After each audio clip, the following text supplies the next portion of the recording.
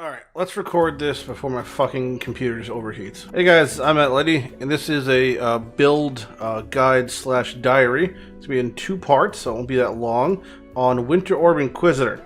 Now I wanted to make this first part like the first experience with the build as far as just hitting maps. Leveling, not really part of the game I would say at this point. As far as what do I level with? 1 to 28, Frostbolt. 28 to 100, Winter Orb. There you go. But Lighty, what supports do I use? Anything you have access to until you get to 28. But Lighty, what happens at 28? Great. I'm glad we could talk about that. Winter Orb, Arcane Surge, Inspiration, Controlled Destruction, Infused Channeling, GMP.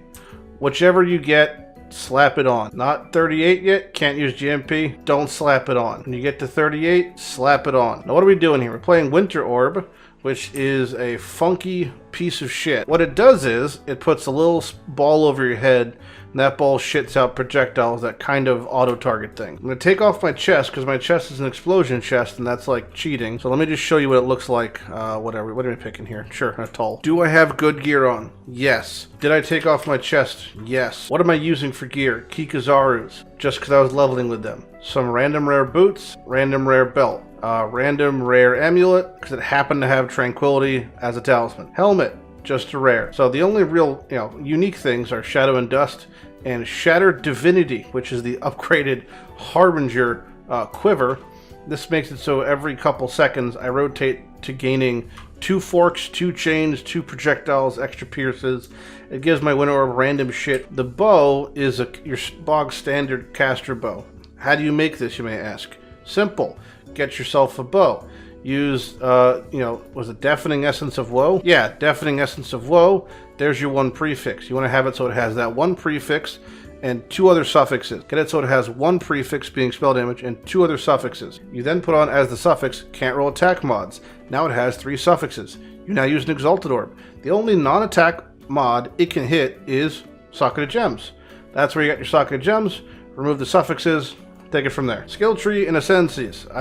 This is my skill tree. I am running Glorious Vanity because I am running Corrupted Soul. I want a big ass ES buffer. Because of that, half the damage I take now bypasses my ES if it's Chaos. So I have pretty okay Chaos res. 42 at the moment. Not amazing.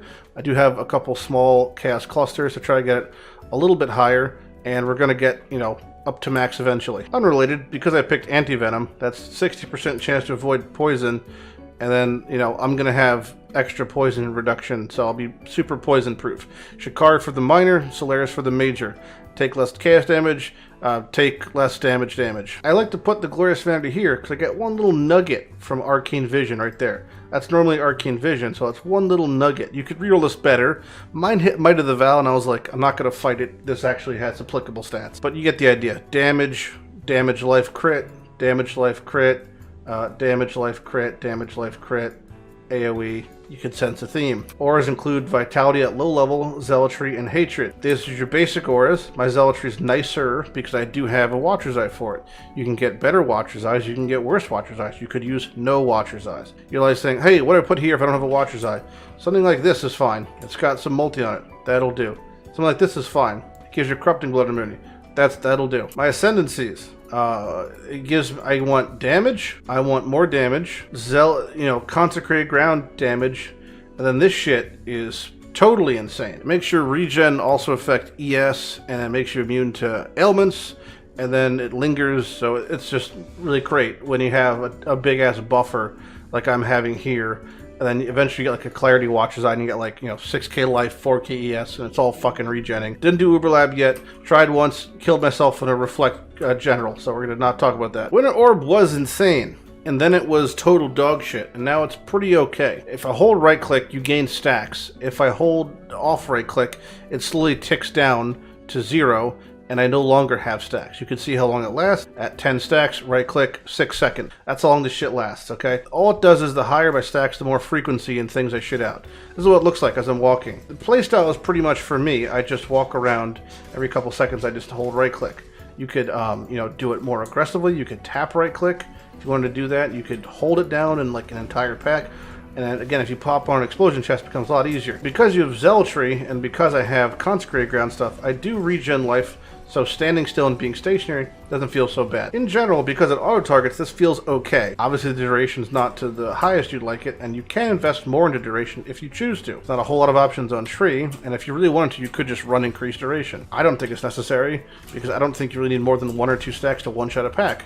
Why? Because you're using a crit build, you're having high multi, and it does overlap the AoE, and eventually when you have an explosion chest on, obviously shattering and that explosion, concussive explosions, is like super OP. This is the general playstyle. This is what it feels like. Right click every couple seconds, I dash around, I right click, most things just kind of die in my wake. I'm level 72 currently. The majority of my future passives will end up being in cluster jewels. I will have 2 large setups and then 4 medium setups, and within then, you know, probably maybe a couple smalls, or most likely just nested cobalts for more damage. Again, pretty standard crit caster type situation. This is like a maybe single target representation, not really. It's like okay, it's pretty fine, honestly. You can scale it in a lot of ways. You can scale it just more multi. It's the route I'm gonna go. You can go power charge route and use double void battery. Holy shit, the frames are tanking because my PC's on fucking fire. Just broke 102 degrees Celsius while recording this. Fantastic. But yeah, honestly, the build feels fine.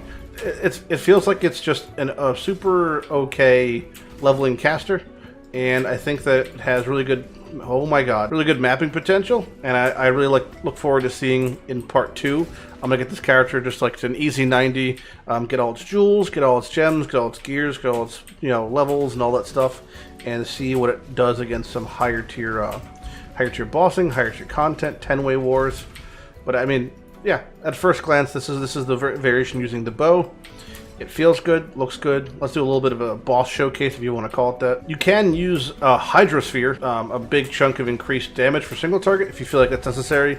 I don't think it's really needed early on, but most likely I will have in the second part of this build diary some Hydrosphere setups. You could see what that's all about. If someone in the comments asks what bandits, I think you're already beyond hope, my friend. The year is 2021, and some people out there are still not killing all bandits. All right, so here's like 10 stacks, and there's the boss. So, yeah, the damage is pretty okay, as you can tell. Like, you know, when the things overlap, it looks nice. No goodies. No goodies times 2. This is where I'm going to work towards in my second cluster. We'll make that one happen. But yeah, get Uberlab, get Pantheons, get better gear, get my cluster setups, and then you will see what this build looks like in more of the mid to end game, with an explosion chest on especially, to really see like where it pushes to and how it looks. Currently level 73. I'll check back with you guys in part 2 of this video when I'm roughly, we'll say level, I don't know, 92. I'm at Lighty. If you have any questions about the build or suggestions below for the end game variation as we push for that in the second part of the video later this week, feel free to put it in the comments below. This has been Winter Orb Inquisitor Build Diary Part 1. Goodbye.